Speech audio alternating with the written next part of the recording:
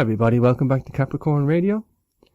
This is your host James, and I am super excited about today's guest, and I know I've had many requests from the listeners out there to have Marty Leeds on today, and it's a real pleasure to finally get him here. He is the author of 3 books, Pi and the English Alphabet Volume 1 and 2, and The Peacock's Tales, the alchemical writings of Claudia Pavonis, all available on Amazon.com. You can check out Marty Leeds' website, martyleeds33.com.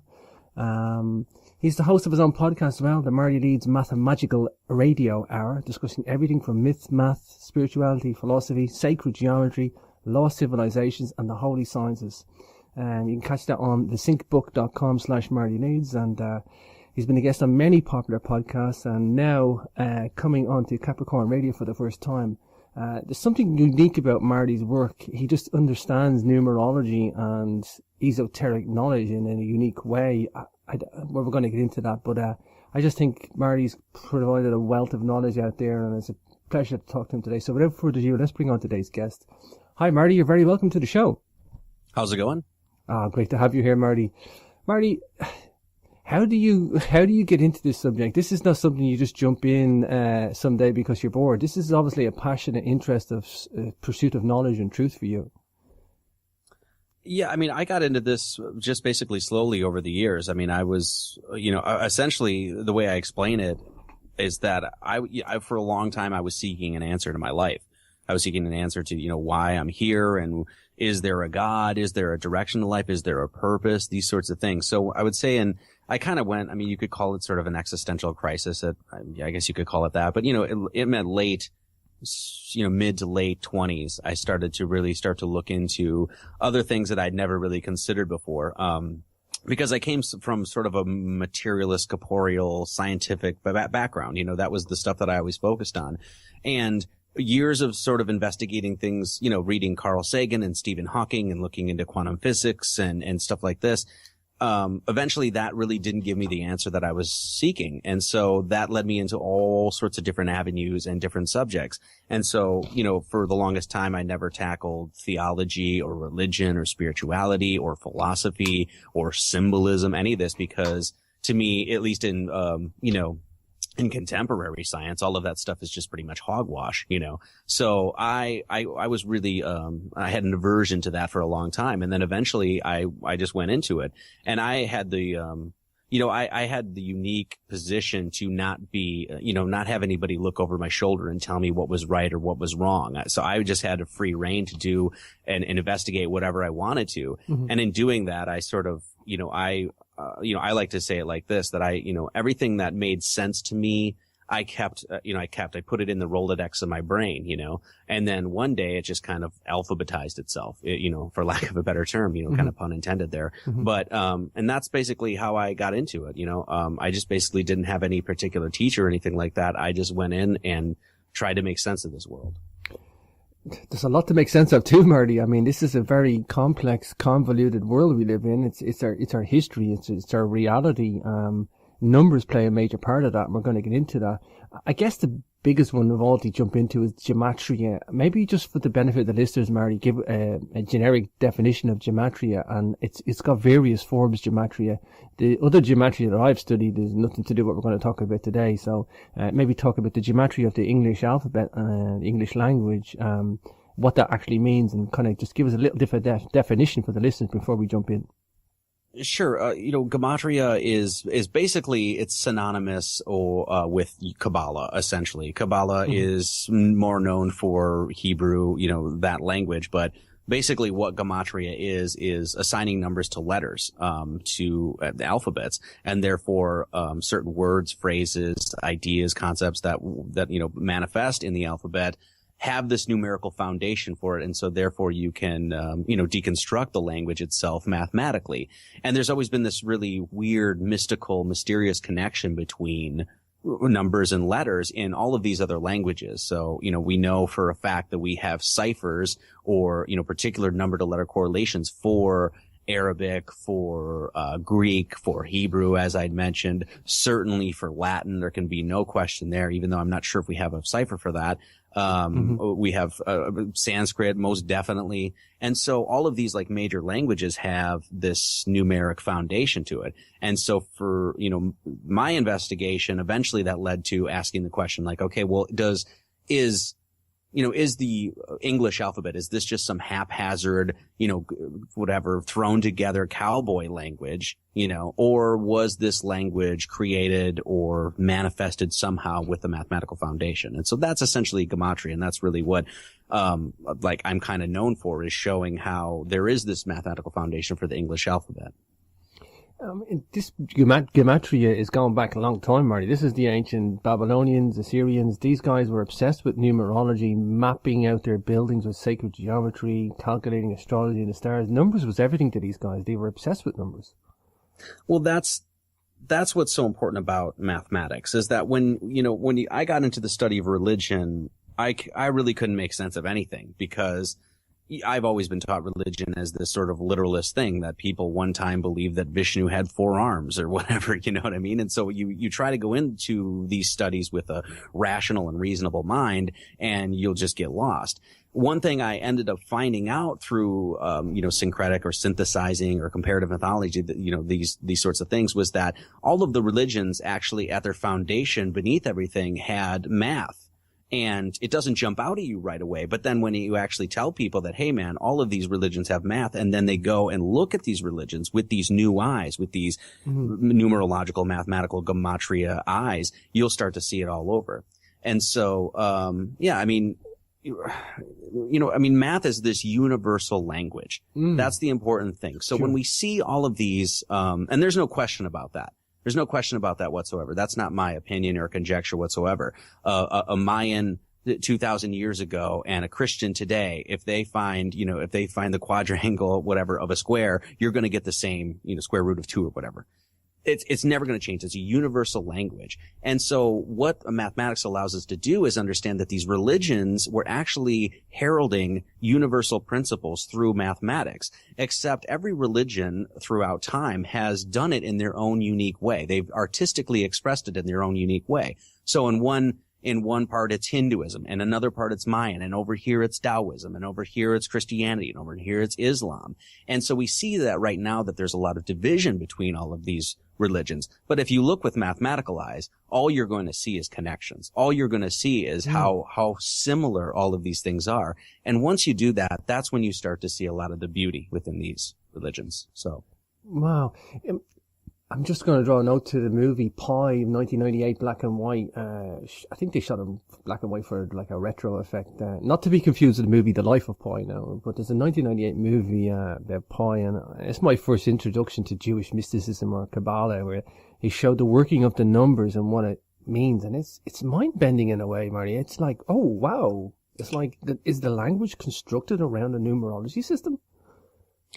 Yeah, Darren Aronofsky, I think he shot that in black and white because he had a low budget, if I'm correct. Wow. So, but it's a great movie. Yeah. I loved it. I loved it, Marty. Yeah. Yeah, it really is. I mean, there's so many amazing, completely interesting things that we find, even if we don't even look in Gematria. Let's just throw out languages together. Even if we just look at how nature expresses this mathematically, all of these mathematical principles artistically. And let me give you an example. I was walking with my girlfriend the other day, and we were hiking up this hill. I'm just hiking along, not really paying attention. All of a sudden she stops. She's like, oh, look at this. And so I turn around and she's pointing down, and there's this little snail right there. And on the shell of the snail is the Fibonacci swirl, or the golden swirl, the golden spiral. A lot of people know this.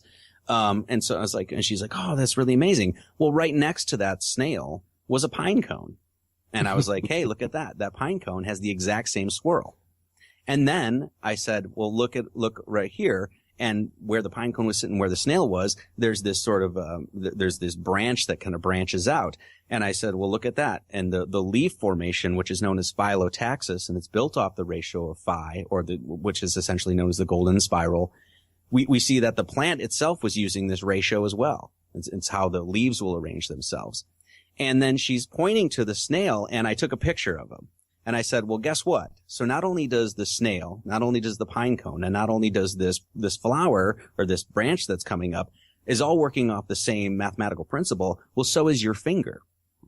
So in this one snapshot, because your finger will actually have Fibonacci numbers to it, 2, 3, 5, that sort of thing in proportionate ratio. And so this one snapshot, you had this principle or this constant in mathematics working all over in the botanical kingdom, on human beings and on animals and plants, the whole thing. And so you see that and you say, okay, well, what is that? If you have phi in a plant and phi in the snail and phi in the pine cone and phi on your body, well, that's a signature of intelligence. That's what it is. And so when we look at things like that, this is what I think these religions came to understand, that those principles are universal. So therefore, because they're universal, that inherently makes them sacred. And I think that's why it's the study of mathematics and these very simple principles is really important, and why I focused on it so much, because it makes sense. I love Fibonacci stuff. I could just talk Fibonacci all day. I remember doing my engineering degree, Marty, and I did a master's in engineering, and we had to choose mathematical courses, and I chose applied math because I loved it, and I was the only one that I had a bit of free rein in, and it talked about golden triangles and Fibonacci, and it's just mind-bending when you look at this stuff, that this stuff is nature. The harmony of the universe is nature. I mean, and Pascal's triangle with the 1s and then the 2s and then the 3s all towered above each other explores the Fibonacci as well. I mean, the greatest mathematicians of our time grasped this, but it seems to be, Marty, in our modern world today, we have lost touch with the reality of the number system of the universe, the number system of the essence of the world. Yes, and I mean, it's in my opinion. I mean, at this point, I don't really feel like it's an opinion, because so many people share this, this sentiment, is that, when I think this is by design. This is our school systems that are literally manipulating our consciousness, or mind control, or propagandizing, or, indoctrinating us into not looking into these things. And that's why, in one respect, I think that's why I've had some success with this, is because really I'm not joking when I say this, I'm not really that intelligent of a guy at all. I mean, oftentimes I'm a knucklehead, but what I can do is actually teach these things in a very straightforward, terse sort of way. And the only reason I can do that is because this shit ain't that complicated. At the end of the day, it's really not that complicated. And so that's why I feel like I've had, some success. And this is the other thing about, with the school systems and things like that, is that mathematics to a lot of these ancient cultures, and really, I mean, we could talk about polymaths, we could talk about geniuses of our past. So many of them shared the sentiment that mathematics is this language of God, to put it simply. And so if that is true, if what they're saying is true, what these ancient cultures are saying, what they've heralded in, buildings and, cathedrals and temples and tabernacles all over the world, if that's true, then if a school system is making sure that they convolute and make math so ugly that you never learn it, what they're doing is cutting you off from these harmonious principles that allow you to understand how interconnected you are with your reality. And I think that that's really what's going on. Yeah. When you look back to the ancient Egyptians, for example, who were obsessed with Fibonacci's and golden ratios, we know from their buildings and their textures that they left us, the pyramid being an example of, and Pythagoras, the golden ratio appears so many times, and we can talk about pyramid mathematics if you like, but these guys understood nature and they understood philosophy. I think they were philosophers first and foremost, and everything they did academically fell under the subject of a philosophy, like if they were polymaths, as you say. I think that's the way we should really reconstruct our world these days, Marty. We should become polymaths again and stop, the academic dogma. I don't think we should meet that head on either. But to look at the ancient Egyptians and understand them in the way that they did, I don't think they could have done, Marty, what they did without harmony and balance, or without understanding the Fibonacci. I don't think they could have achieved the great monuments. They didn't do it with slavery. I just think they did it with a philosophical mind. It's first and foremost, when you look at the word, let me step back here. Let's say something about the idea that we have to become polymaths again. This is really important because really what we've done in our time is compartmentalize and make divisions between understanding all the sciences, meaning that if you look down at that snail that I was talking about earlier, and then you look up at the planet Venus, you're going to say, well, what do those two have to do with anything? And really what you have to come to realize is that both of those, as above, so below, if you will, have everything to do with one another. We compartmentalize in all of our studies. The chemists are not talking to the biologists are not talking to the archaeologists aren't talking to the astronomers. And really what you find in a lot of the esoteric literature is that all sciences are one. There's one science, and it's the science of being. And it's a holy science. And so when we talk about polymaths, it's really talking about bringing every single aspect of our reality into one unified study. And that's the most important thing. Well, if you're going to do that, the only way that you can possibly do that is with math, period, because math is that universal language. When we talk about philosophy, when we look at the word, first off, philosophy comes from philos and sophia. So philos means like the love of or love, and then sophia means wisdom. So philosophy basically means the love of wisdom. Well, when we break up the word philosophy and we look at it phonetically, we actually get, we can get a better understanding of what philosophy really is, because phi, lasso, phi and phi are phonetic values for the golden mean or the golden ratio. So the word philosophy in and of itself is telling you about mathematics.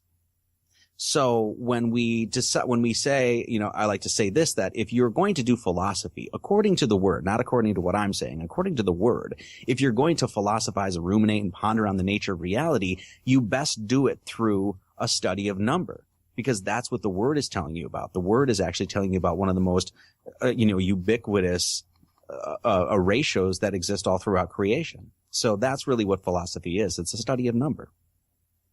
Wow. We mentioned Fibonacci. Let's talk about the golden ratio. If you can explain this, I know we're on air, Marty, but let's see, can we talk about the golden proportion or the golden ratio? Yeah, I mean, the golden, this is the thing about the golden ratio is it's really simple. Actually, let's talk about it through the star. Let's talk about it through the pentagram or the 5-pointed star. First and foremost, when we talk about like a universality or like a homogeneous aspect to mathematics, and we look at the star actually encodes the golden mean and the golden ratio. It's known as 1.618 or 0.618. I'll get into this in a second.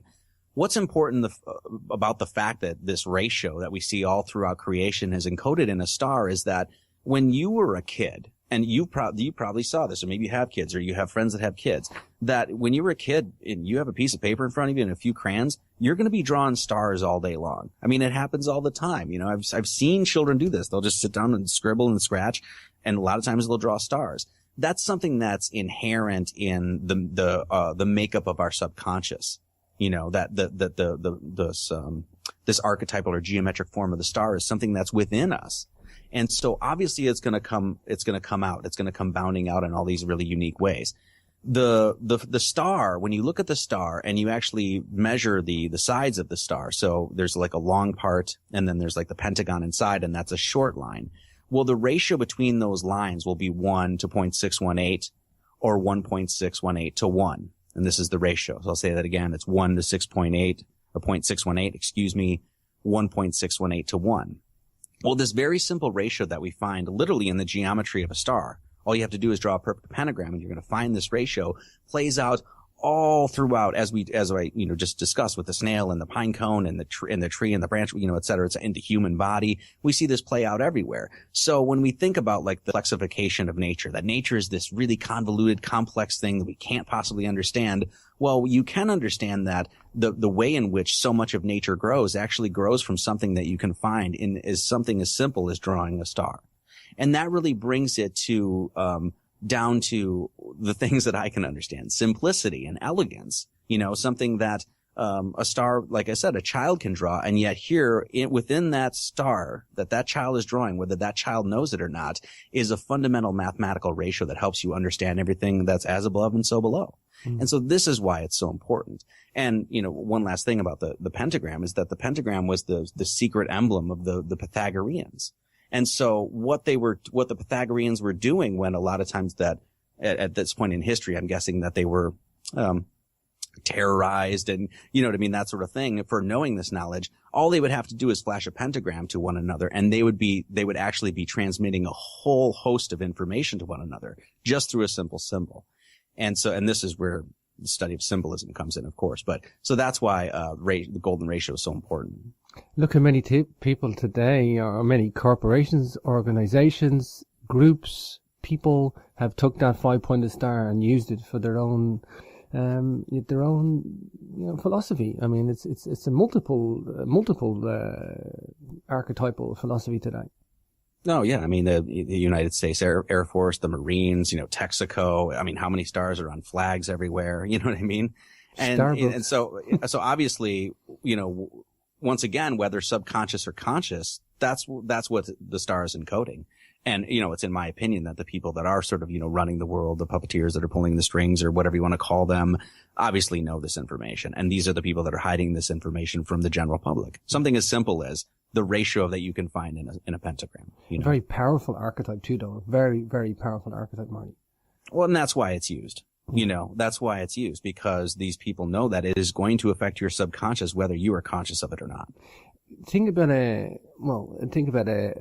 pentagon or a 5-pointed star is that the angles that they make up is 72 degrees. 572 makes 360 degrees for a circle. So pentagon, you break it into 72. And 72 is a very powerful number too. We can bring in the 72 names of God too, but I'm talking about 72 in a precessional sense, that 1 degree of precession is equal to 72 years. And it seems to be this 72 just keeps coming up in a numerology sense through history, Marty. Yeah, and in really interesting ways that you see it. In fact, I was out, this was several years ago, but I was out with these amateur astronomers, and the one guy was saying that, and I ended up looking this up, and this is a pretty consistent thing, that like when you actually point your finger up to, the arc of the planet, if you will, or the arc of the sphere that we see, the width of your finger is actually 1 degree. So, of course it's rough. This is an approximate, but it's, the width of your finger, if you point it out from your nose, your eyes that would be representing 1 degree. Well, as you were saying, in a precessional cycle, that 1 degree is 72 years. So literally just pointing your finger out to the sky is actually talking about 72. You're buried 6 feet underground. Well, 6 times 12 inches is 72 inches. True. So you're buried 72 inches into the ground. The original Greek translation of the Hebrew Bible was called the Septuagint, and Septuagint means 72. So there's a lot of really interesting things about 72. One other really, really interesting thing about 72 is that the multipliers of 72 are 9 and 8. I don't really have time to go into this right here, but sure. 9 and 8 are really, really important numbers within Chinese cosmology and in Egypt, especially because what it's referring to is this art called squaring the circle. And I'm just going to say this really quick, but just to give you an idea how really kind of deep this goes. If you make a circle of 9, of a unit 9, it's going to be really close to, very, very close to the area of a circle that's a unit 8. A square that's unit 8. Excuse me. Let me say that again. Circle of 9, its area will be very close to a square of 8. And so you have this direct relationship of 9 and 8 in the geometry. You multiply them, you get 72, which is a key number in precession. So as you can see, what are we dealing with here? We're dealing with vast cycles of time, and understanding those cycles of time by simply putting your finger out in front of your face and dealing with a square and a circle. Wow. So when people start to understand how simple some of this stuff is, your world's going to open up. And that's what it's done for me. And that's what's compelled me to do this, to teach this stuff. Wow. In your book, Pi and the English Alphabet, Volume 1, you have a chapter on the 72 names of God, which is page 72. Is that an accident, Marty? That was an accident. Actually, I think that you have the second edition, if that's correct. I think it's the second edition. The first edition, it wasn't on that page. And then I ended up doing the second edition where I added a bunch of material. I took some stuff out. I reformulated ideas, that sort of thing. And it just happenstance that, 72 had been on page 72. I had to ask. And then you say it's like, okay, just a coincidence. I had to ask because, being numerology and that. Marty, what we're talking about here, I know. We're talking about numbers and how numbers relate to each other. This isn't heavy math. It's the difference between mathematics and numerology. Our idea of mathematics today is this burdensome mind-bending stuff that we have to get through to either be engineers or physicists, and everybody else just ignores it because it's too complicated and you're going to get an aneurysm from doing too much math. And, you know, this is the philosophy we have today of mathematics. But to the ancients, Marty, numerology and how numbers are related to each other, I mean, they did algebra different ways. They squared the circle. They worked numbers in just a totally radical different way. I mean, the ancient Egyptians' mathematical system, even using the base 60 system, to the Sumerians, was more fluid, more dynamical, because it's more factorizable. We're just coming up to break, so just for the webpage, you can go to capricornradio.com for the free archives and capricornmembers.com for the HD TV and MP3 archives. But for now, we're going to take a quick break and we'll be back in just a moment.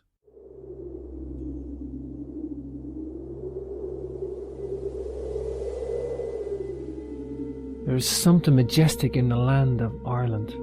This is known the world over. The Celtic Irish are descendants of the Tuatha De Danann, a mysterious, supernatural race of gods written about in ancient Irish Gaelic texts. This is the basis for all Irish mythology, and our megalithic ancestors are interlinked with these peoples. You have a chance to come and see these monuments and temples for yourself. The megalithic landscape is rich in the realms of myth, legend and wisdom. Come see all this on the most spectacular Sacred Sites tour in March 2016. The Sacred Sites and Equinox tour is not to be missed. Tour highlights include Grinnin of Ailloch Observatory, the Giant's Ring Henge and Dolmen, St. Patrick's Day special at St. Patrick's Ancient Chair, March 17th, Knockmany Passage Tomb linked to the Queen Maeve with special access, Beemore Temple Complex, Dunluce Castle, the Giant's Causeway, Beltany Stone Circle, Kilclooney Dolmen, and the Loughcrew Equinox Event Alignment. Of course, we will see the famous tombs of Newgrange, Noath and Doath, also Fornox Rock Art and Shamanic Chamber, Tara Hill Complex, and we're going to finish at the Tuatha De Danann's origins in the northwest of Ireland at Carrowkeel, dated 3500 BC, and the famous Carrowmore 5000 BC complex. Check out all the full itinerary on the Tours Events page for more details at jamesswagger.com.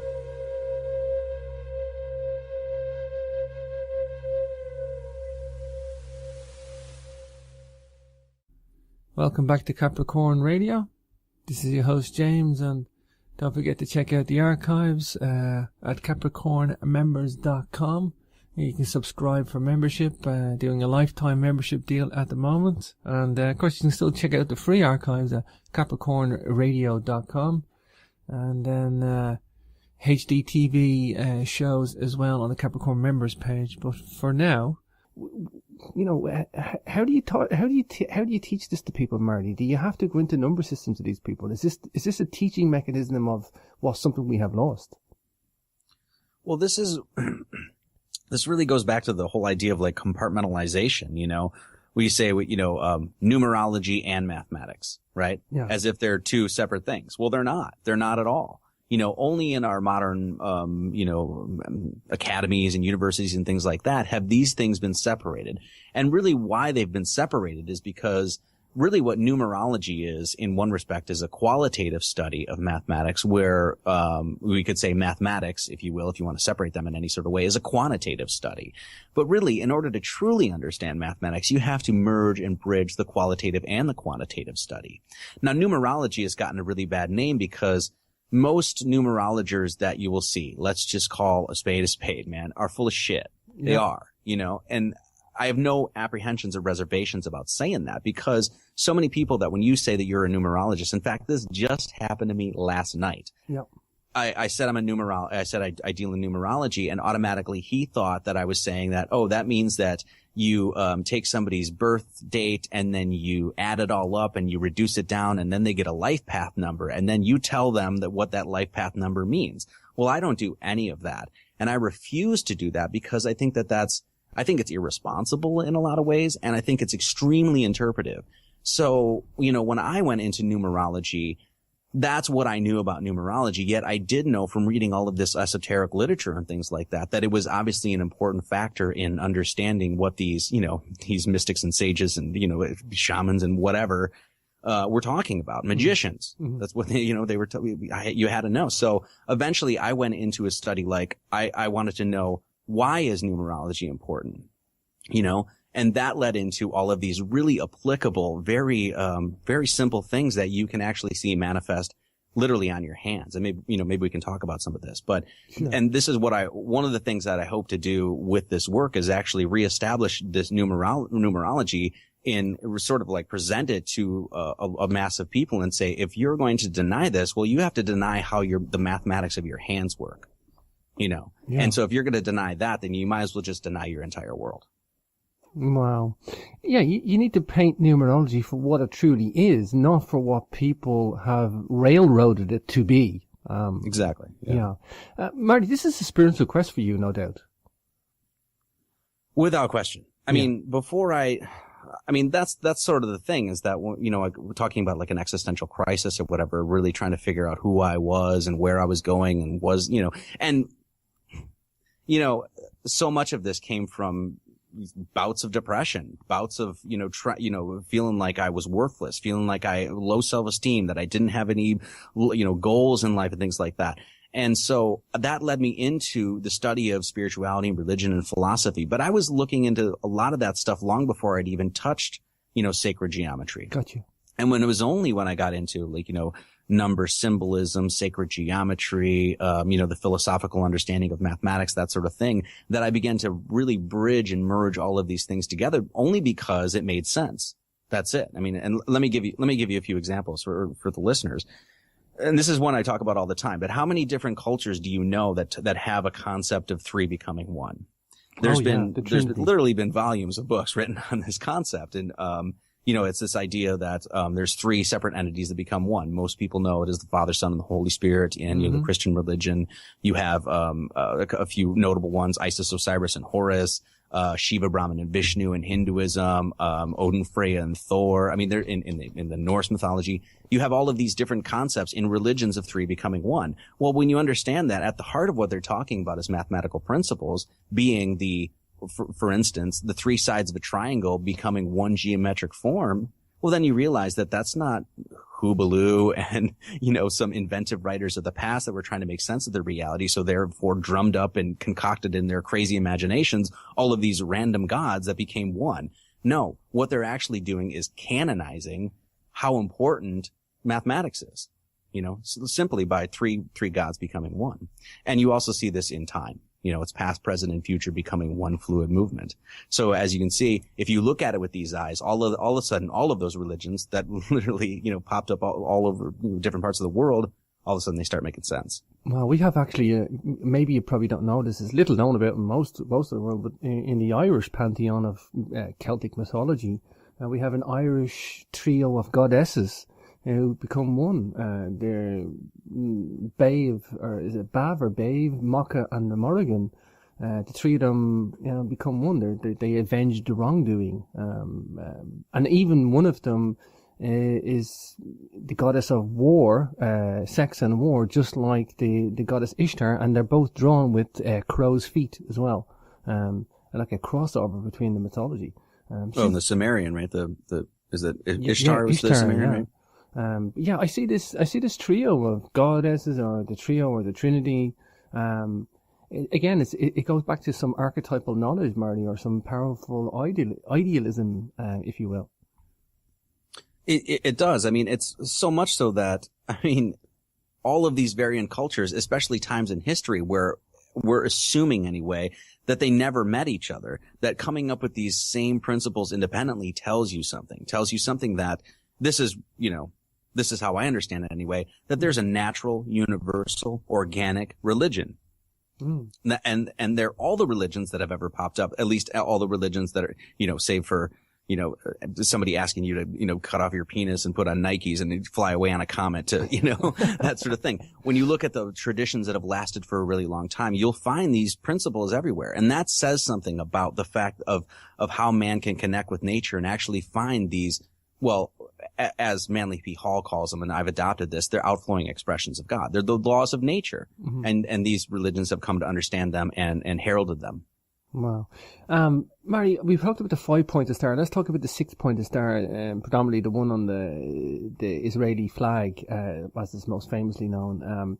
What's the mathematical concept behind this? I hear mixed stories, Marty, and people saying it's a representative of 666. And just to mention, I don't believe 666 is an evil number. I think it's just a number. It's no different to any other number. It's what you use the numerology for, or the purpose of it for, is what makes it be either bad or good. So just want to lay that down. But is this a representation of 666? Is it a sacred geometry that means something else, or? The fundamental, funny enough, you're saying this, and I'm actually right in front of me is a Hunter S. Thompson poster from 1970 when he ran for sheriff in Aspen, Colorado. And he has the sheriff badge, and it's, 6-pointed 6 star. points, yeah. So, yeah, exactly. So are all, when people say, oh, that's a Jewish symbol, right? That the Seal of Solomon is a Jewish symbol. So are all sheriffs Jewish or something? You know what I mean? And then it's all you could jump to the conclusion, well, it's the Zionists that are running everything. Whoa. Let's take a step back here before we jump to any major conclusions here. When you look at the symbolism of the Star of David, basically what you have is the same symbolism that's been shared through many different cultures. Number 1, Freemasonic. Number 2, alchemical. Number 3, Chinese. Number 4, Lakota. I mean, we could keep going and going. What you have there is the fundamental, this is one of the most important philosophies of all time, shared by many cultures, and that's the law of correspondence. It's as above and so below. You have a triangle pointing up to the heavens, and you have a triangle pointing down to the earth. Mm-hmm. And why this is important is that basically what all of the ancient philosophers and magicians and theologians understood was that everything that is above is reflected down below. That all of the forces of nature and all of the laws of nature that are working up there to construct everything up there are working down here. So therefore, if you want to understand the heavens, if you want to understand what's out there, if you want to get a grasp on what your role is and everything like that. Well, you don't have to go search in the stars for the rest of your life. You know what I mean? Not that it's saying that star study and astrology and astrotheology isn't important. Of course it is. But really what it says is that if you want to find out what's going on up there, all you have to do is look down here. That's it. It's saying that all the principles, if you want to learn about phi, guess what? Phi's working up there and it's working down here. That's what's so important, because really what it does is philosophically and theologically connects you to the heavens, connects you to that great force that many religions just simply call God or Allah or, what Jehovah, whatever it is, whatever name you want to give the Great Spirit. And that's why the philosophy is so important. That symbol, like I was saying, is Lakota. The Lakota have a near identical symbol. It's not overlaced. The triangles aren't overlaced with one another, but you have a triangle pointing up and a triangle pointing down. You'll find it in rune script too, I believe. And so what this is showing is that all of these different cultures came to the exact same ideas. And so the idea of attributing even the Seal of Solomon and Star of David to Jewish people or whatever is actually incorrect. The Jewish people have only adopted that symbol because it makes sense. Wow. I actually come across something really interesting. Maybe you can comment on this about prime numbers. What is it about prime numbers that is so important? I believe if we understand prime numbers, we understand deep philosophical concepts about mathematics. And I believe the evidence of prime numbers is going back eons, Marty. There's something like bones scratched from cavemen, like doing prime numbers, Marty. If the ancient cavemen could do it, they were intelligent beings thinking math. And we know they did very fancy cave paintings, these guys were super intellectual guys, and there's evidence that these prime numbers are going back to deep antiquity. But what is it about prime numbers that is so fundamentally important? Well, number 1, prime means first of, it means first. So there's this sort of idea that, Johannes Kepler said, geometry existed before the creation. It is co-eternal with the mind of God. There's this idea that in the first instance, the God or the great spirit or the grand architect, whatever you'd like to call it, sort of dreamed up reality. in its brain. It's his brain. And once it had the perfected creation, the material creation, it went and did all that. It went and created everything. So the idea of prime numbers is, well, first off, prime numbers show you that there are particular qualities to particular numbers, right? So a prime number shows you that 7 is going to be slightly different than 6, or could be wildly different than 6. And so therefore to say that when people talk about, they'll hear me talk and they'll say, oh, this guy's just force fitting stuff. And it's like, well, no, that's just your misunderstanding of mathematics, because certain numbers have certain qualities. Certain geometry has certain qualities and has, these principles and characteristics assigned to it. And so one of the things that prime numbers does is show you that, and it also, let me give an example of why prime numbers are important and how people have used this. The first 7 is obviously an extremely important number in all of mythology, right? Yeah. I'm sure you find it in the Irish mythology quite a bit too. I'm not really that familiar with Irish mythology, but I'm sure you're going to find the number 7 Nobody is, everywhere. Marty. Don't worry. Nobody is. Yes. So let's take a look at the number 7 in prime. So the first 7 prime numbers are 2, 3, 5, 7, 11, 13, and 17, right? So 2, 3, 5, 7, 11, 13, 17. So if you take the square of all these numbers, so 2 squared is 4, 3 squared is 9, 5 squared is 25, 7 squared is 49, 11 squared is 121, 13 squared is 169, and 17 squared, I believe, is 289. So all we did is took the first 7 prime numbers as they unfold from the zero, from the beginning, if you will. Took these 7 primes and all we did is square them. Well, if you add this up, it equals 666.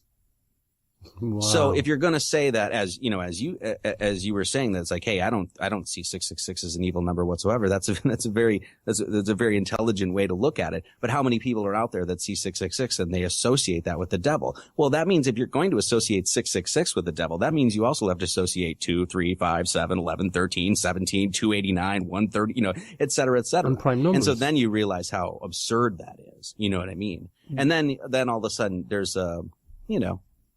Do you think it's right to look backwards then, Marty, and say, well, if somebody's using a philosophy of 666 in a numerology sense, not in an evil sense, just in a numerology sense, that they're showing they have knowledge of prime numbers, or they're showing they have this knowledge of a number system?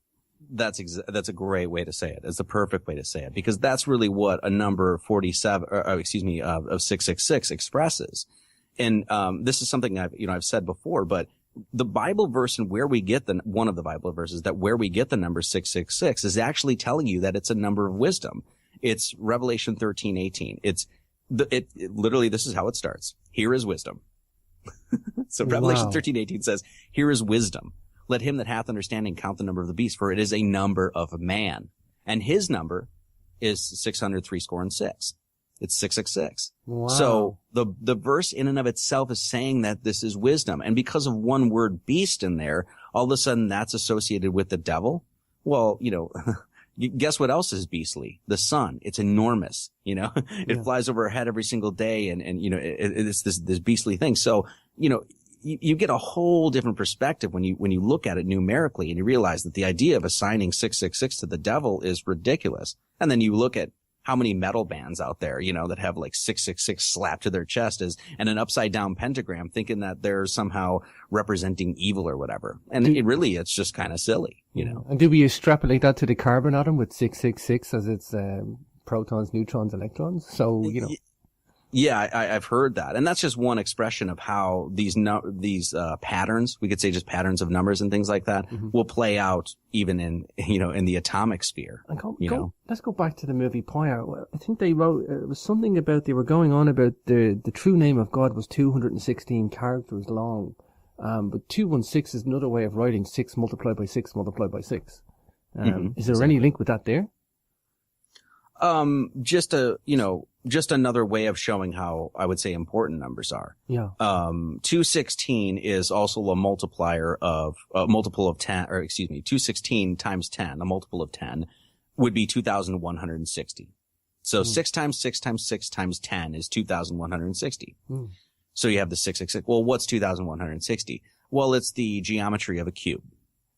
Wow. Right? So when we talk about God and, the number 216, well, we can automatically relate this to the geometry of a cube. And then what is the cube? What is, it's a Mecca, they circumambulate around this cube, 7 times or whatever.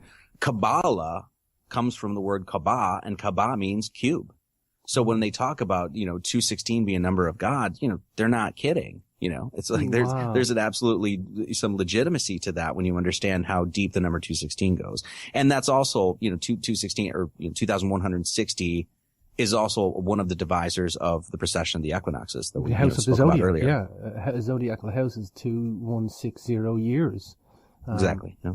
It just keeps on going, Marty. Do you think that perhaps then, and this is a bit of a reach perhaps, but I look at music and I know that 216 comes up in music as well, and double 216 you get 432, and that's a very powerful note and frequency in hertz, and it just keeps on going.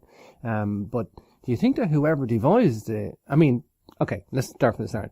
If you use a number system, let's say a decimal 10 system, tens, hundreds, thousands, or you can use a sexadecimal system, base 60, or so 60 degrees, 60 degrees, 60 minutes, 60 seconds, all that type of stuff, 360 degrees in a circle.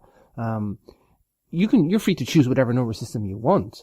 But obviously the Sumerians used the base 60 system. Did you think that they used the base 60 system because that showed up more philosophy as opposed to a rather cumbersome base 10 system, which is good for commerce, buying sweets in the shop and doing what you need to do for commerce, but in scientific notation and heavy math, it's really cumbersome because we used to need scientific notation. Do you think that they chose that number system very specific, Marty? I think they didn't necessarily choose that. I think they they figured out that it was the best system to use in the mapping of time. Now there's a bunch of different systems that are used in creation, a bunch of different number systems. Like you just said, a sexagesimal system. Mm-hmm. In the alphabet of what I'm showing is a septenary system that's being used. When we measure feet, we use a system of 12, right? Dewey Decimal or whatever. Then like you were saying in commerce, we use the decimal system. So there's a bunch of different systems. We're on the internet right now. And what is that? That's a binary system. 1 to 0.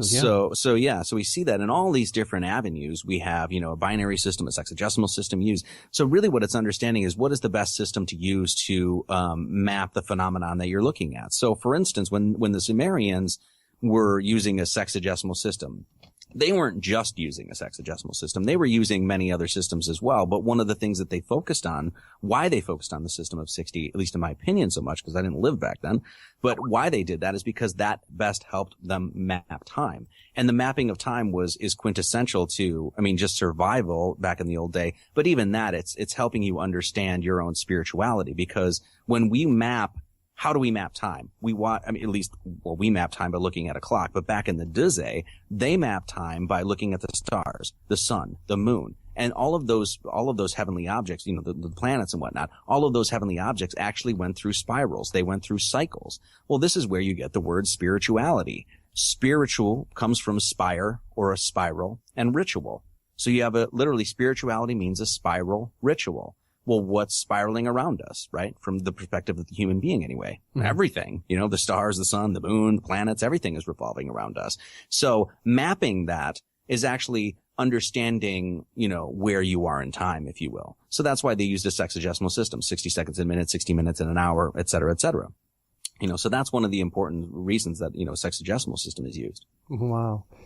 Marty, I can see why this is a spiritual quest for you, because there's a lot of spirituality, whether you want to talk about esoteric or religious faiths or whatever, or spiritual knowledge out there, or spiritual doctrines encompassing this knowledge with a mathematical basis. I can see why this has become a spiritual quest for you, because there's numbers in it. As simple as that. Yeah, and like I said, I was kind of undergoing a spiritual quest before I'd ever really even focused on numbers, because it was just this idea of like wanting to know if there was a God and stuff like that. So the fact that the numbers align so well with all of these, spiritualities and things like that, whether that's Christianity or Islam or whatever, or native cultures, Aboriginal cultures all over the world, when I found that all of these systems of these mathematical principles and whatnot align so well with the religions, it just made a lot of sense, and it gave me I don't know how else to say it, but an enormous sense of comfort. Like, no. There is an intelligent force within creation. If you want to know how to understand it, here you go. Here's how they did it. Here's how people are doing it today. And you can do it yourself. If you want to have that direct experience with this greater force, this is the language you use to do it. And when Galileo and Kepler and Copernicus and Plato and Socrates and Pythagoras, when they talk about the fact that mathematics is this sort of language of God, you have to understand that when you and I are communicating right now, when we're using the language of English, right? Mm-hmm. Well, when you speak the language of mathematics, who's on the other end that you're speaking to? True. Do you see what I'm saying? Yeah. So and I've spoken to a lot of other people. I know, my friend Scott Onstad, who runs Secrets in Plain Sight. He's written a couple books.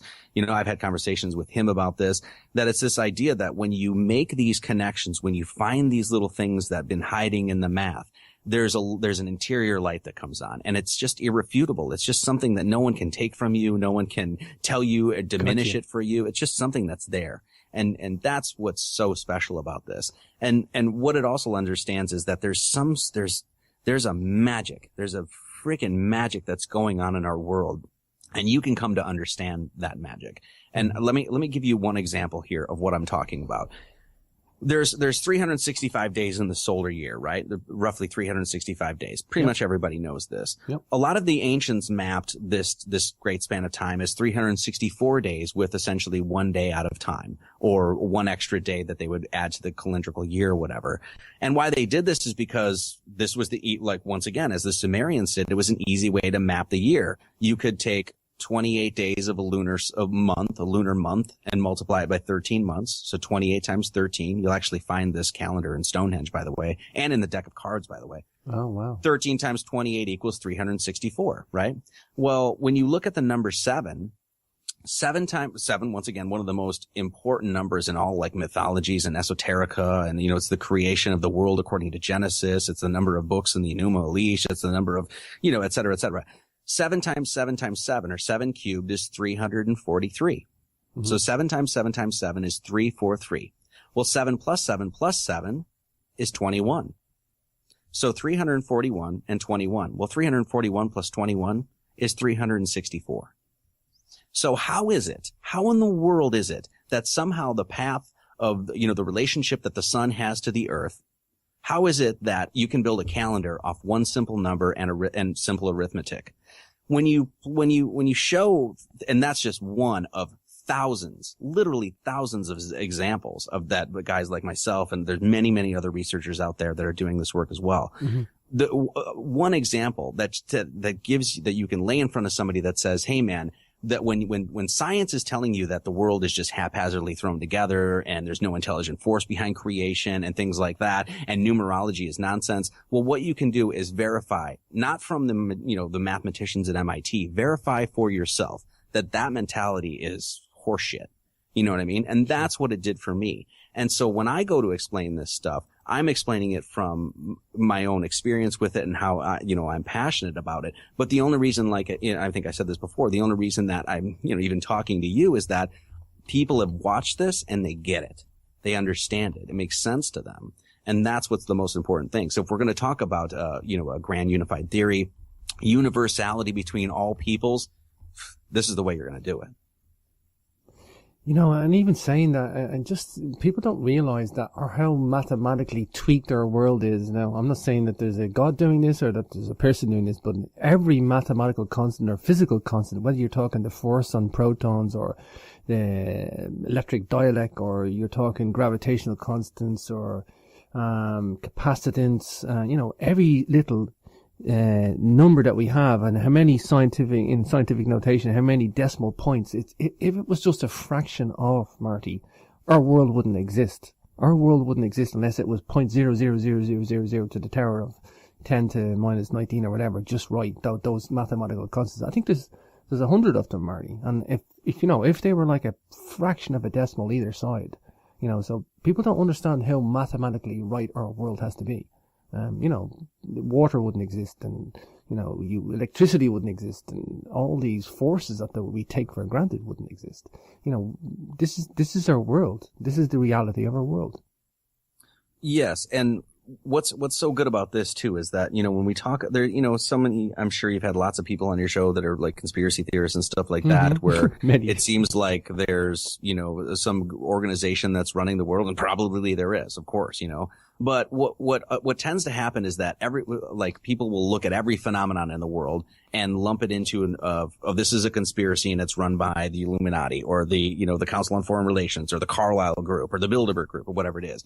What mathematics allows you to understand is there are certain things that in no way, shape, or form could the hand of human being manipulate. And one of the examples I just gave you was the number 7. Number 7 is just the number 7. It doesn't belong to the Illuminati. It doesn't belong to the Carlyle Group or doesn't, whatever, right? The path of the sun around the earth doesn't belong to anybody. Those mathematics don't belong to anybody. And so when people say, oh, look at these, the people that are running the world, the puppeteers of the world, they're manipulating even the mathematics. Well, I'm sure they are manipulating the mathematics, but when you break it down to simple principles, arithmetic, things like that, cycles of the path of the sun, there's no way that any of these people could have manipulated that. You know what I mean? Because that's just what every single person on this planet sees. So that's, to me, once again, a very comforting thing. It allows you to understand that the people of the world that are, pulling these strings and whatnot are the same as you. They're no different. They're not reptilians. They're not from another planet. They don't have any special powers. They're the same as you. And all they're doing is manipulating information so you do not understand your reality. So therefore you go throughout your reality and, and try to philosophize on it and try to understand it, and you have no foundation to do it. One of the things that math allows you to do is get that foundation. What's really, one thing I kind of wanted to talk about too is what's really important is that a lot of people will, they'll see Freemasonry and they'll just, with one foul swoop, say this is some sort of evil organization, that its entire impetus was literally there to, take over the world and stuff like that. Well, I will tell you this, that I'm sure that that's happening now. I'm sure Freemasonry, without question, has been infiltrated and perverted from its original noble enterprise. But if you want to learn this stuff, I can guarantee you one place that you're going to find this information is in Freemasonic literature. Is guys like Manly P. Hall and Albert Mackey and Albert Pike and, et cetera, et cetera. You're not going to find this in the university. And so that's a really important thing to do when people want to just, I think a lot of people make the mistake of lumping Freemasonry as in just this evil organization, but I've learned so much from that organization, and so much so that has allowed me to do what I'm doing now, Yeah, we're going to get into that after the break, Marty. But yeah, I mean, Freemasonry and Sacred Germany, let's touch on that in a moment. But like you just say, Marty, a lot of people want to label Freemasonry as the baddies, but I think any organization, whether you want to talk Freemasonry or the Catholic Church or universities, there's good and bad in them. There may be, it's down to individuals, and it may be down to, being infiltrated, but there are good people in Freemasonry, and I'm sure there are bad too. Does that mean the whole organization is bad? Well, do we know statistically how many good people are in there? Do we know statistically how many bad people are in there? Do we know it's been corrupted to the core, or do we not? We don't really know, Marty. And I think a lot of people would just like to put that label on it and say, these guys rule the world, and it's as simple as that. And I don't, it's a simple story. I really don't. I think that's it's actually a very dangerous mentality to have, I think, so. Yeah. But like you say though, and Freemasonry does hold a lot of the keys to, this esoteric knowledge. This is the main source for a lot of this stuff, and we'll get into Sacred Germany at the break. Marty, I want to take a moment just to give out your website, where people can get your books and any conferences you got coming up. I know you've got the Modern Knowledge Tour in Canada coming up. That's going to be pretty exciting to see what happens there, Marty. So give us a little bit of background on your tours, and I believe you got something next April as well. Yeah, the website is Marty Leeds 33, and then my books are available on Amazon. And then I also have a YouTube site. It's just / Marty Leeds 33. Obviously, you just Google search engine can find that. And so I have all the videos that I do are for free, so you can watch. I mean, literally hours and hours and hours of me yammering and stammering on for free. So, and they're all free lectures. So you can go to the website and check that out. And then I also have a blog at world-mysteries.com. I haven't contributed to it in a little while just because I've been busy writing this next book. But there's probably 10 or 12 blogs there that you can read for absolutely free. So those are some good sources. If you want to check this stuff out and don't want to give me any money, that's cool. I'm totally cool with that. I do have a conference coming up the Modern Knowledge Tour. That's in August. It's August 15th through the 30th, and we're hitting some like major cities, Toronto, Montreal, Victoria, there's a few others, and a bunch of really great speakers. I'm going to be speaking with, Alex and Allison Gray. Oh, yeah. Nassim Haramein of the Resonance Project. Oh, wow. Edgar Mitchell is going to be joining us. Dr. Carmen Bolter, which I'm really excited about. Michael Cremo. So just a host of really good people. And so that's August 15th through the 30th in Canada. And then next, April, Scott Onstott, who I mentioned earlier, Dave Matheson, who wrote a book called The Undying Stars, and then Jeff Fitzpatrick. He's actually a guy from Ireland, who works with, mandalas and that sort of thing. We're putting together a conference called, Universes Within. And it's going to be in, I think it's I'm not sure what the town is, but it's in California, mid-California somewhere. Mm-hmm. And that's going to be April. I think the date is April. Right now it's tentative, April 24th or 22nd, something like that, to the 24th, I want to say. So, and we're putting that together, and it's going to be great. I mean, I'm really looking forward to it. I love those guys' work. And so what we're going to do is we're going to hopefully hold a few workshops. We're going to give a few speeches, and then we're going to do a star walk, and we're going to cover all sorts of things, whether that's star myths, mandalas, sacred geometry, number symbolism, or just a whole host of things. And we're going to try to keep it as reasonably priced as we can, because that's really important to us. So, look forward to that. So. Oh, sounds awesome. Well, Marty, keep me posted. I'll get that on the tours events page. And if anybody's listening to the show, you can check out Carmen Bolter's on this Thursday, Marty. So, they can check out the Carmen Bolter show as well. I love Carmen's work. Yeah, I love Carmen's work. Great girl. Prolific researcher as well. Nassim, that's going to be an interesting, chat between you guys, Marty. Yeah, I'm looking forward to it. Yeah. I looked into Nassim's work a few years ago and stuff like that, but I haven't really, revisited it. So I'm going to do that before the tour. But yeah, I'm looking forward to speaking with him. So. The scaling law that he talks about is just mind blowing. The fact that he's discovered this scaling law, it's a real hot potato, but it's so deep, man. But yeah, Marty, we're going to come back in the second half of the show, and we'll pick it up again. Okay, great. We're just coming up to break, so just for the webpage, you can go to capricornradio.com for the free archives, and capricornmembers.com for the HD TV and MP3 archives. But for now, we're going to take a quick break and we'll be back in just a moment. Welcome back to Capricorn Radio. This is your host, James, and don't forget to check out the archives at capricornmembers.com. You can subscribe for membership, doing a lifetime membership deal at the moment. And, of course, you can still check out the free archives at capricornradio.com. And then HDTV shows as well on the Capricorn members page. But for now, everybody, welcome back to Capricorn Radio. This is your host, James, and we are talking to Marty Leeds. What an interesting guy. Marty, welcome back to the show. Thanks for having me. Marty, I got this picture of you as, you're walking around looking at the world and reality and nature with like the Matrix all in front of you. You just see numbers everywhere. Is that true? A little bit. Yeah, actually. Yeah. I mean, it's really weird because when I first started doing this, it took me a while. I mean, when I had first kind of uncovered this cipher, I was exploring it in all sorts of different ways. And I basically took the cipher, as I like to say it, on a world tour. So I looked at and I'm continuing to look at all this different phenomenon. But in undergoing that, now I've intuited the knowledge so much that a lot of times I don't even really talk about it at all. It's just happening in my brain, And so it's been a really weird transition. And it's like, I don't even know. It's so weird because I don't even know how I thought before this. Do you know what I mean? Like the transition, at least internally, has been so drastic that it's like I look back and it's like I don't even know what it was like to live before this. So it's been a wild ride for sure. Marty, we spoke before the break about Freemasonry, and we'll spill into sacred geometry, no doubt. But you can say whatever you want to say about Freemasonry, but there's one thing we can say for sure is that these guys are obsessed with numbers and numerology. We know that because they're the hierarchy of their system of entry point. numbers in level 1, 2, 3 up to level 33 and the ranking of Freemasonry. Maybe just talk about that, Marty. Can you hear me, Marty? Yeah, yep, sure. Yeah. Maybe just talk about that, the numbers system of Freemasonry and what that means to them. Yeah, let's look at how important the number 33 is for a second, right? So, this obviously isn't an arbitrary number. Speaking of Scott Onstad, he's, you should actually have him on the show. He's done just phenomenal work. But he covers 33 a lot and shows how this number and rep digits of like 333, et cetera, show up in metrology and these, metrological alignments and things like that all over the world.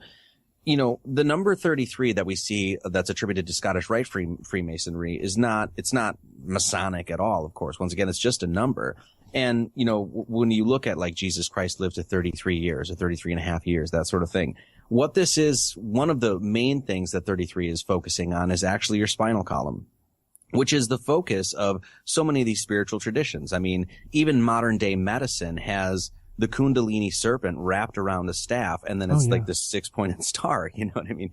So even the modern day symbol of medicine is actually talking about this ancient spiritual practice of this sort of elevation of energy up your spine, right?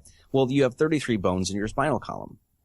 So the idea that when in Masonry you go from the first level to the second and you eventually climb all the way to the 33rd is actually talking about, this is symbolic, of course, it's emblematic of the spiritual process that you make, in yourself, the internal spiritual, metaphysical process or whatever that you make within yourself. And so the fact that you have 33 bones in your spinal column is in one way, it's exactly what they're talking about, Another interesting thing is that in Masonry, you have 32 and 33 degrees, right? Mm-hmm. And it's like, okay, well, why is it 32? In fact, in the Masonic literature, as far as I've been told, because I'm not a Mason, by the way, but, when you go you can climb the ranks 1 to 32 yourself. You can do it on your own volition, but you have to be granted or, bequeathed this position of the 33rd, right? And really what you have there is talking about, a key factor in numerology, or we could just say mathematics. When I say 32, I'm actually saying 33.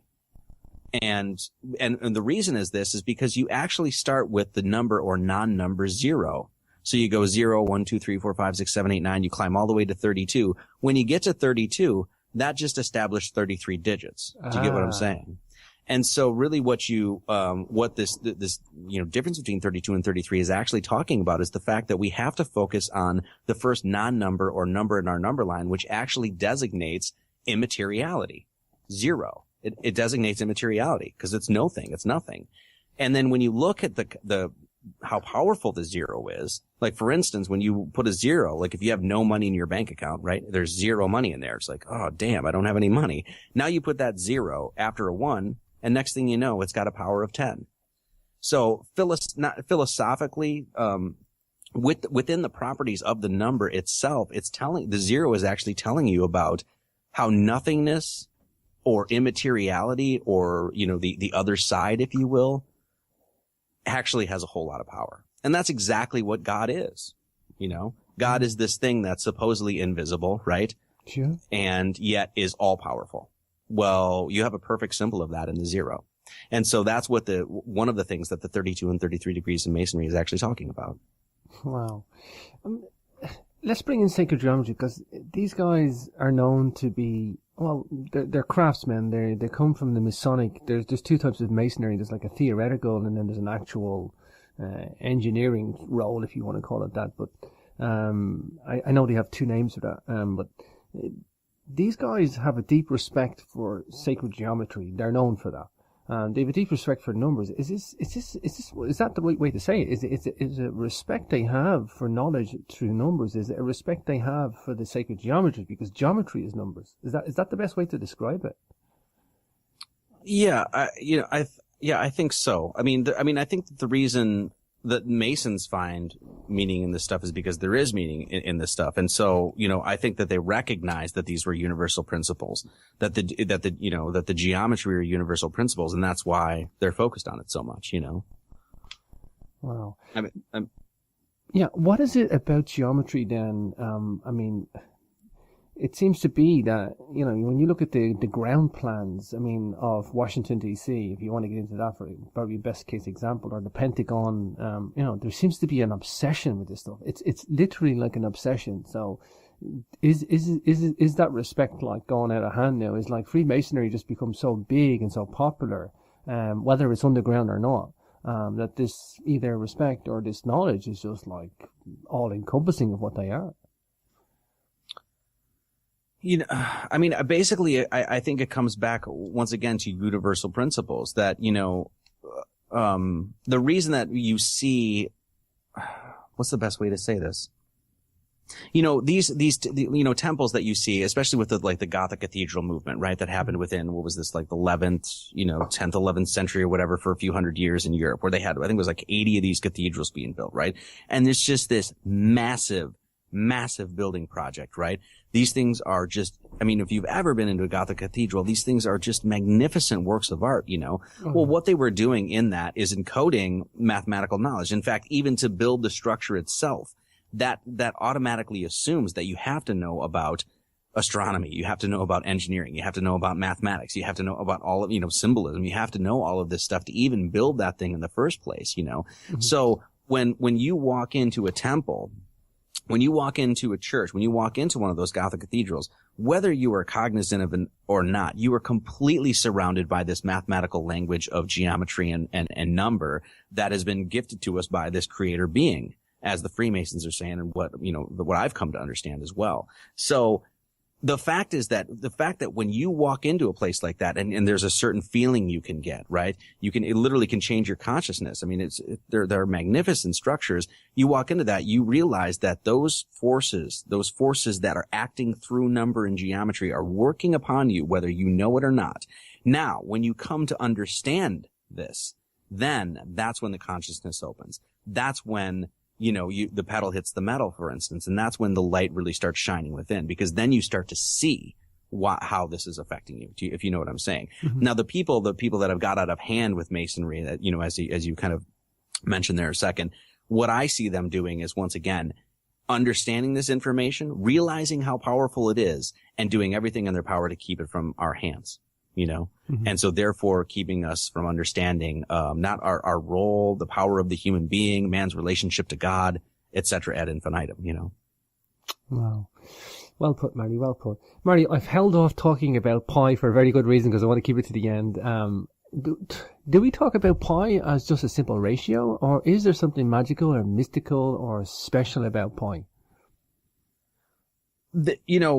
There is actually, and this is actually, this is sort of beyond opinion in one way, once again, is that pi is an infinite, irrational, and transcendental number, right? So whether the mathematical meaning of transcendence really doesn't really matter. We can just look at what transcendent means. It means, to go above and beyond, that sort of thing, right? Mm-hmm. And so the fact that we have pi as this infinite number means it's symbolically representing infinity, that it's a transcendental number means it's symbolically representing transcendence, right? And then you realize that, if you study pi or look into this at all, that pi is this sort of thorn in the side of mathematicians. It's this completely mysterious number.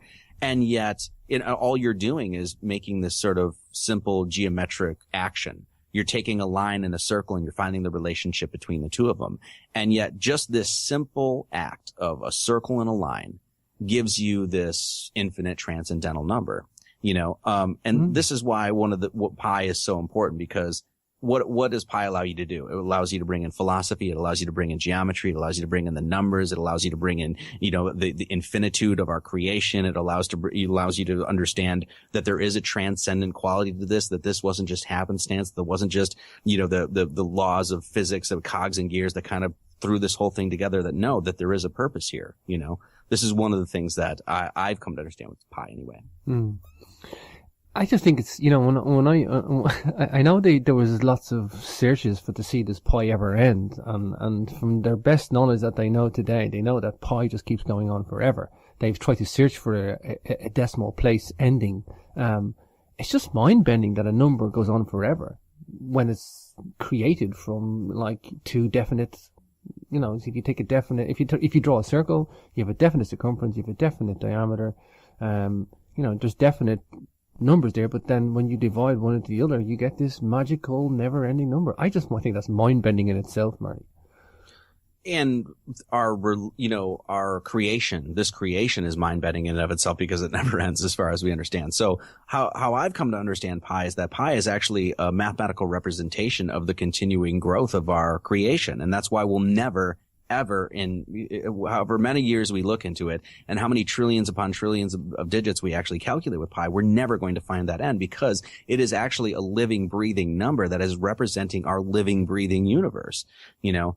And one of the things I actually focus on with a sort of symbolic understanding of pi is that pi is this representation of the Word of God. That when we hear of the Word of God, you know, for instance, John 1:1 says, "In the beginning was the Word."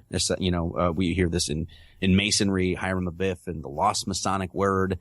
These sorts of things that when we talk about mathematics being a language of a creator, then we have to ask the question, okay, well, if God is speaking mathematics, and God spoke a word, what is the word in mathematics that God spoke? Well, the best candidate that we are given without question is pi, you know? Mm-hmm. And so that allows you, once again, you know, when we talked before about 3 becoming 1 and going to the Norse and going to Egypt and then going to Ireland and then go, you know, et cetera, finding all of these cultures, finding the exact same, the exact same, archetypes, if you will, then we see that pi has obviously got to be one of these important ones as well. Well, once again, that's not a conjecture. That's not an opinion. You can just go and literally go to the Great Pyramid of Giza and that encodes pi.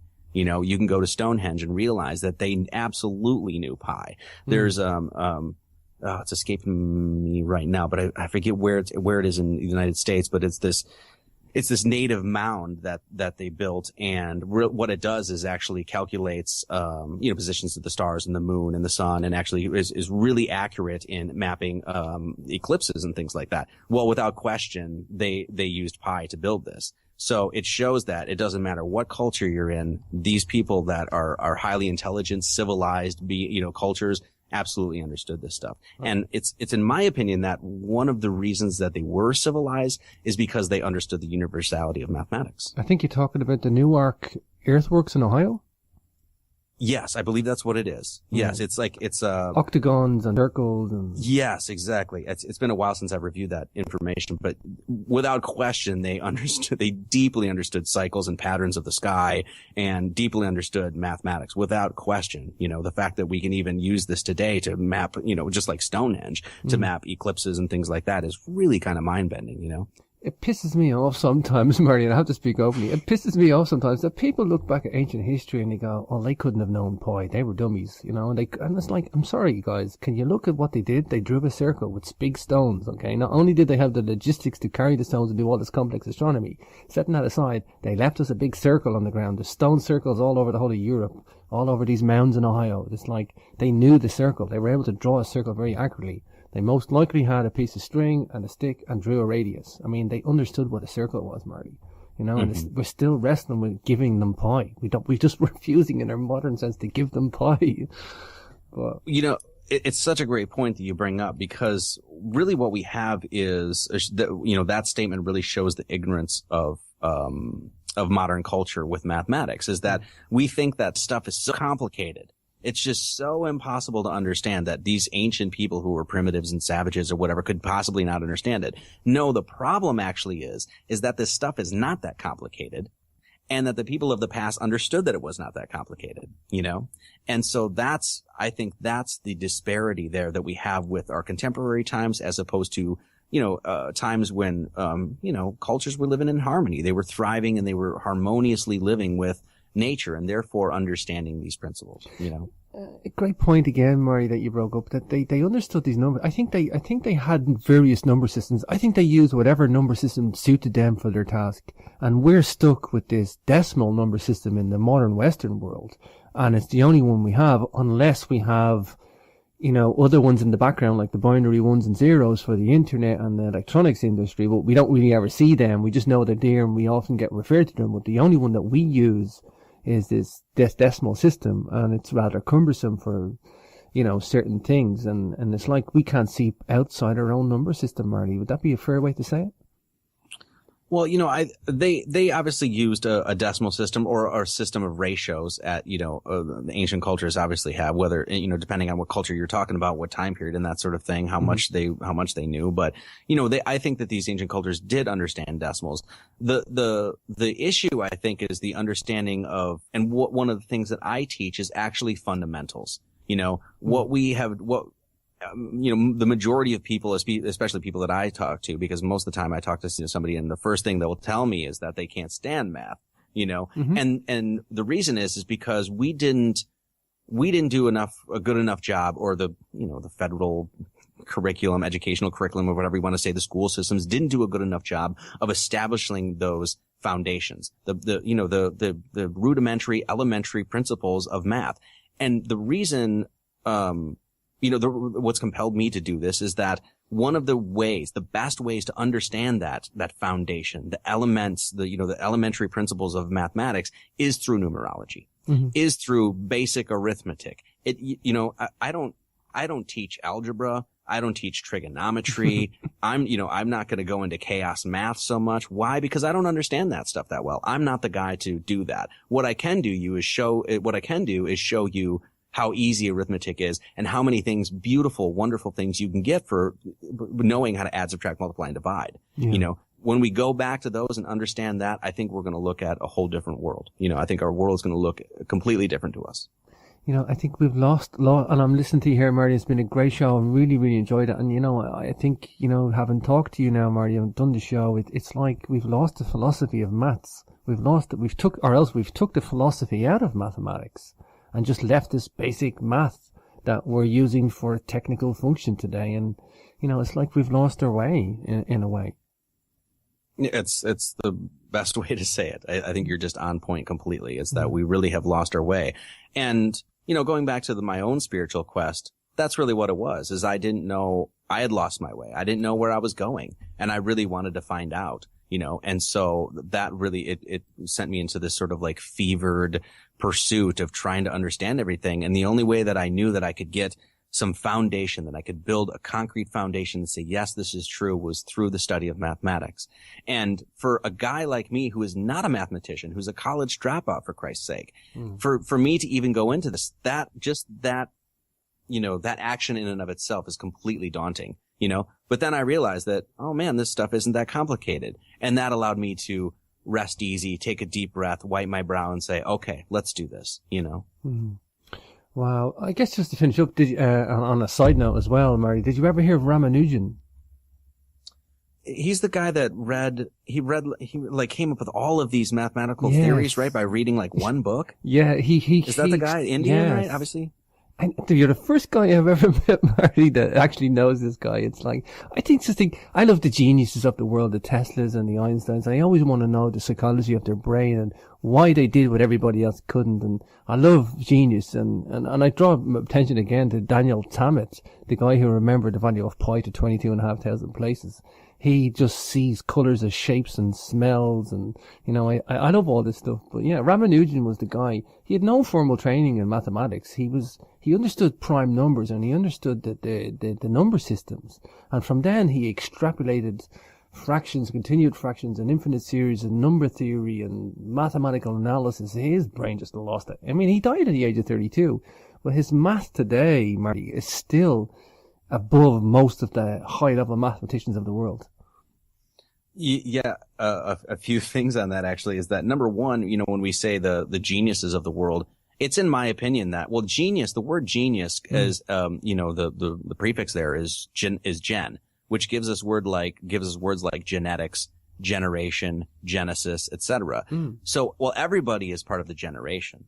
Everybody has genetics. So when we talk about somebody being a genius, it's just the recognition that every single person is a genius. Every single person has the ability to harness that power, that intelligent force within them, and let that bloom, So a lot of times we think that, oh, Einstein had this enormous brain, or Tesla would just happen to be this, an extremely intelligent guy. No, I think we're all Teslas. I think that we're all Einsteins. And I'm not saying that to win favor to people. That's just the conclusion that I've come to for studying this stuff, and that's what this, this Indian mathematician is showing, is that, that guy was a genius, but he probably wasn't anything more special than you or I, One interesting thing, Daniel Tammet, it's really cool that you bring him up. Oh, yeah. Daniel Tammet, yeah, he, as you said, it was 24,000, something like that, digits of pi that he recited.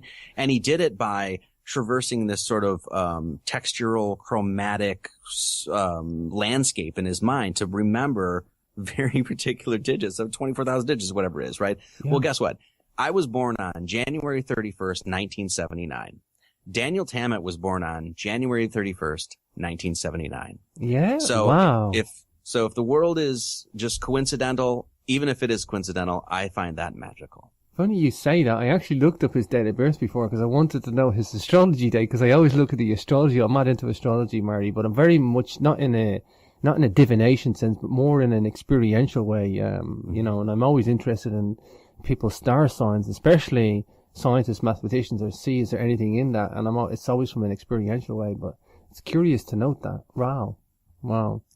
Yeah, when I found that, I was just, I'm part of a network of podcasts called the Sync Book Network, and we deal with a lot with, mythology and synchromysticism and divination, as you were saying, this sort of magic, that sort of stuff. So, when a synchronicity like that comes up after literally years of investigating synchronicities, it's like, it's just, it really brings magic into your world. Wow. It's just like, that's so beautiful. How is it that two people that don't know each other, that were born on the exact same date, are both known for pi? What are the chances of that? It's funny because, and I'm not comparing myself to Tesla in any way, because I don't think I'm the genius of Tesla, but he was born year of the dragon, obviously in 100 years, because the year of the dragon repeats. But I'm born year of the dragon as well, 76, and I'm born on pretty much. I was born on the stroke of midnight as well.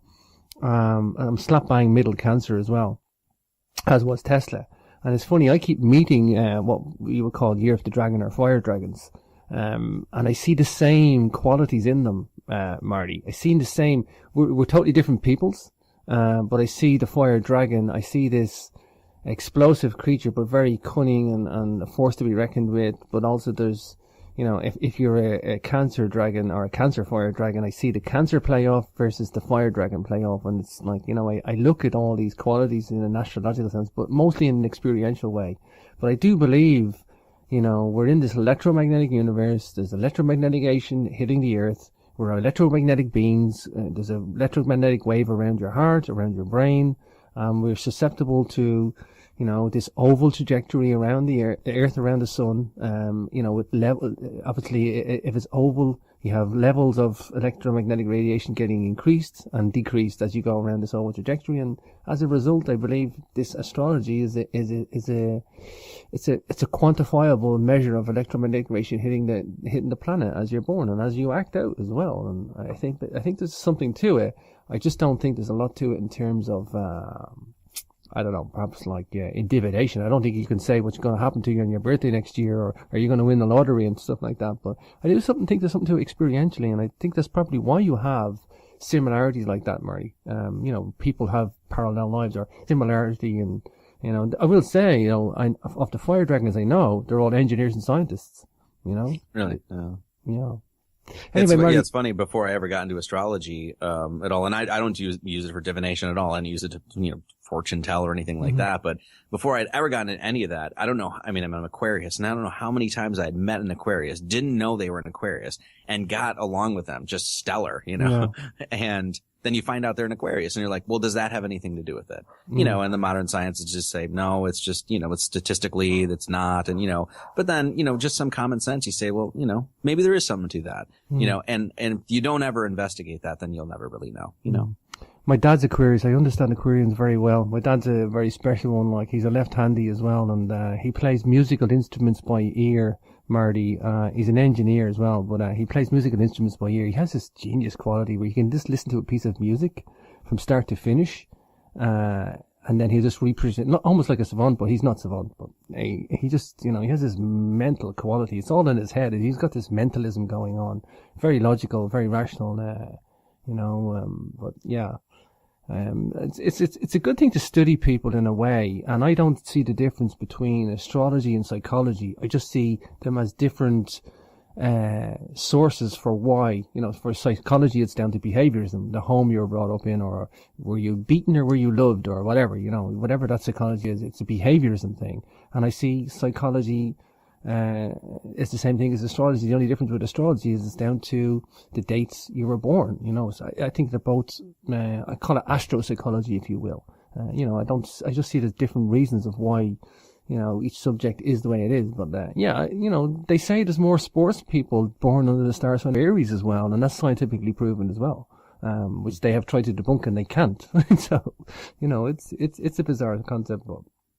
Yeah, and that's really one of the things that I really want to focus on is this basically, you know, the psychology and astrology. These are just different spokes on the same wheel. And the spokes are all leading to that center. And then I think once you get to the center and then you look out at all the different avenues and doorways and subjects and, you know, things like that, you're going to understand that they're all spinning together. It's all one, you know. And that's really, you know, this reemerging of a holy science, a unified science is one of the most important things that I'm engaged in anyway. Sure. Well, I'm going to be checking out the Marty Leeds podcast for sure, because I'm super excited about the world I'm in today in a mathematical sense. I've got this rejuvenation, Marty, thanks to yourself on the show today. So I really commend you on that. You've been listening to today's author, Marty Leeds, and you can check out his website, martyleeds33.com. Check out his books on Amazon as well. Marty, it's been an absolute pleasure talking today. I really, really enjoyed it.